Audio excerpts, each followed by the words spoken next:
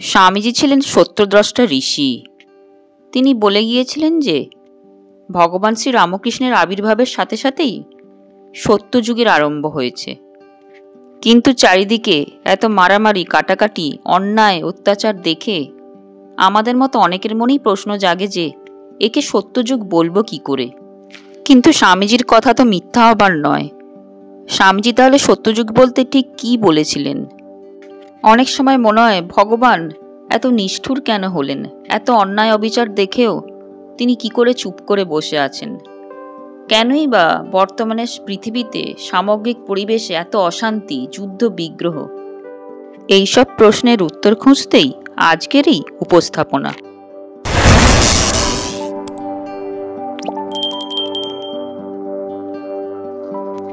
ঈশ্বর এত দুঃখ করেছেন কেন? এই প্রসঙ্গে কথামৃতে মাস্টারমশাই শ্রী শ্রী ঠাকুরকে 1882 খ্রিস্টাব্দের 14ই ডিসেম্বর বলছেন, বিদ্যাসাগর মহাশয় অভিমান করে বললেন, ঈশ্বরকে ডাকবার আর কি দরকার? দেখো, চেঙ্গিস খাঁ যখন লুটপাট আরম্ভ করলে তখন অনেক লোককে বন্দি করলে। ক্রমে প্রায় 1 লক্ষ বন্দি জমে গেল। তখন সেনাপতিরা এসে বললে, মহাশয় এদের খাওয়াবে কে? সঙ্গে এদের রাখলে আমাদের বিপদ, কি করা যায়? ছেড়ে দিলেও বিপদ। তখন চেঙ্গিস খাঁ বললেন, তাহলে কি করা যায়? ওদের সব বধ করো। তাই কচাকচ করে কাটবার হুকুম হয়ে গেল। এই হত্যাকাণ্ড তো ঈশ্বর দেখলেন, কই একটু নিবারণ তো করলেন না। তা তিনি থাকুন, আমার দরকার বোধ হচ্ছে না, আমার তো কোনো উপকার হলো না। শ্রী শ্রী ঠাকুর এসব শুনে বললেন, ঈশ্বরের কার্য কি বোঝা যায়? তিনি কি উদ্দেশ্যে কি করেন? তিনি সৃষ্টি, পালন, সংহার সবই করছেন। তিনি কেন সংহার করছেন আমরা কি বুঝতে পারি? আমি বলি, মা, আমার বোঝবার দরকারও নাই। তোমার পাদপদ্মে ভক্তি দাও।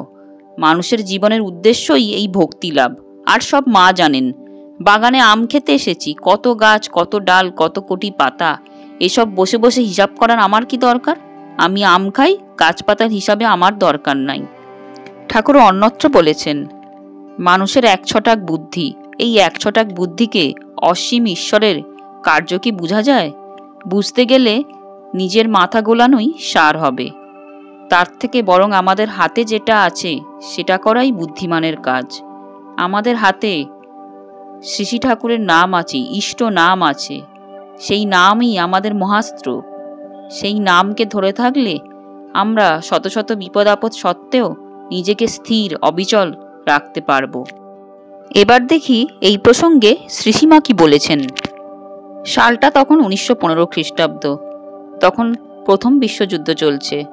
শ্রীসীমাকে তার ভক্ত সন্তান শ্রীশচন্দ্র ঘটকের স্ত্রী প্রশ্ন করলেন, মা, এই যুদ্ধে দেশব্যাপী হাহাকার, লোকের কত কষ্ট, অন্ন বস্ত্র দুর্মূল্য। মা বললেন, এতেও তো লোকের চৈতন্য হয় না। তখন ভক্ত বললেন, মা, এই যুদ্ধে কি আমাদের ভালো হবে? তখন শ্রীসীমা বললেন, ঠাকুর যখনই আসেন তখনই এরূপ হয়ে থাকে, আরও কত কি হবে। শ্রীসীমার এই ভবিষ্যৎবাণীর পর প্রায় 32 বছর পরে ভারতবর্ষ নানা ঘাত প্রতিঘাত ও অবশেষে দেশভাগের জ্বালা নিয়ে স্বাধীন হয়। আমরা দাপর যুগেও ভগবান শ্রীকৃষ্ণের সময় ভয়ঙ্কর মহাভারতের ধর্মযুদ্ধ দেখেছি। কুরুক্ষেত্রে সেই ধর্মযুদ্ধে পুরো কুরুবংশ নাশ হয়।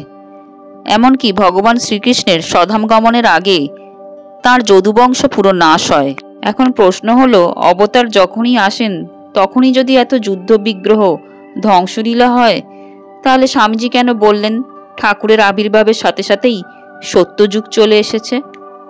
এই প্রশ্নই রামকৃষ্ণ সংঘের দ্বাদশ সংঘগুরু পরম পূজ্যপাদ শ্রীমৎ স্বামী ভূতেশানন্দজিকে করা হয়েছিল। তিনি এই বিষয়ে সুন্দর ব্যাখ্যা দিয়েছেন। পরম পূজ্যপাদ মহারাজজি বলেছেন যে, স্বামীজি বলেছেন শ্রী শ্রী ঠাকুর এসেছেন নতুন যুগধর্ম স্থাপনের জন্য, আর ঠাকুরের এই ভাব 1500 বছর ধরে চলবে। তাই এই নতুন যুগচক্র প্রবর্তনের ক্ষেত্রে এই 80-100 বছর কিছু নয়। আমরা যুগসন্ধিক্ষণে দাঁড়িয়ে আছি।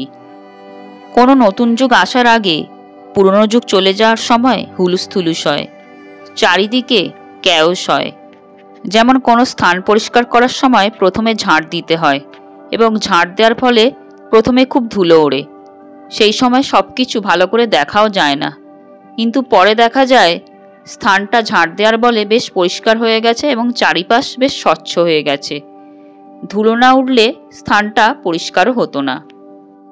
মহারাজজি আরও বলেছেন যে আমাদের একথা মনে রাখতে হবে যে ভালো ও মন্দ চিরকালই আছে এবং থাকবে। এরই মধ্যে থেকে একটি আদর্শকে অবলম্বন করে আমাদের চলতে হবে।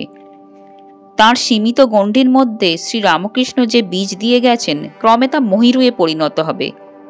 আমরা সেই মহিরুহ রূপ এখনও দেখিনি। পরম পূজনীয় মহারাজজির কথার রেশ ধরেই বলা যায় যে ঠাকুরমা স্বামীজি এসেছেন নতুন যুগধর্ম প্রবর্তনের জন্য, নতুন সমাজ ব্যবস্থা তৈরির জন্যও তারা এসেছিলেন। পরিবর্তন হচ্ছে, সময় লাগবে। 1500 বছর যে ভাবধারা চলবে তার সিকিভাগও আমরা এখনও দেখতে পাইনি। আমরা একদম ভোর হওয়ার আলো দেখছি, পুরো দিন দেখা এখনও বাকি আছে। বন্ধুরা, আজকের পর্বটি এখানেই শেষ করছি। পর্বটির মাধ্যমে সমৃদ্ধ হলে আপনাদের মূল্যবান মন্তব্য কমেন্ট বক্সে লিখে জানাতে ভুলবেন না। জয় ঠাকুর, জয় মা, জয় স্বামীজি।